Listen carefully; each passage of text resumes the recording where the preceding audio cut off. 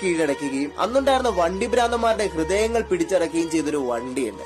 RX-100 ഇന്ത്യയിൽ വിപ്ലവം കുറിക്കുന്നതിന് മുൻപ് യമഹ പടച്ചുവിട്ട ഒരു വണ്ടി. തന്റെ സ്വഭാവം അറിഞ്ഞ് കളിക്കാത്തവരെയൊക്കെ എടുത്തെറിഞ്ഞുകൊണ്ട് കാലന്റെ സഹായത്തോടു കൂടി തന്നെ കാലപുരിക്ക് അയച്ച ഒരു മുതല്. ഒരു 347cc പാരലൽ ട്വിൻ 2-സ്ട്രോക്ക് എഞ്ചിൻ കൊണ്ട് 30 മുതൽ 40 HP വരെ പവർ ഈസി ആയിട്ട് ഉണ്ടാക്കുകയും അത് വാരി വാരി കൊടുത്തുകൊണ്ട് അന്നുണ്ടായിരുന്ന എന്തൂസിയാസ്റ്റുകളുടെ സിരകളെ ത്രസിപ്പിക്കുകയും ചെയ്തവൻ. കൂടെ മത്സരിച്ച പല വണ്ടികളുടെയും അണ്ണാക്കിലടിച്ചു കൊടുക്കുകയും വായിൽ കരി തേച്ച് പിടിപ്പിക്കുകയും ചെയ്ത അവനാണ് തനിക്കിനിയൊരു പകരക്കാരനില്ല എന്ന് ഉറച്ച സ്വരത്തോടെ പറയുകയും അതുപോലെ തന്നെ പ്രവർത്തിച്ച് കാണിക്കുകയും ചെയ്ത യമഹയുടെ സ്വന്തം RD350.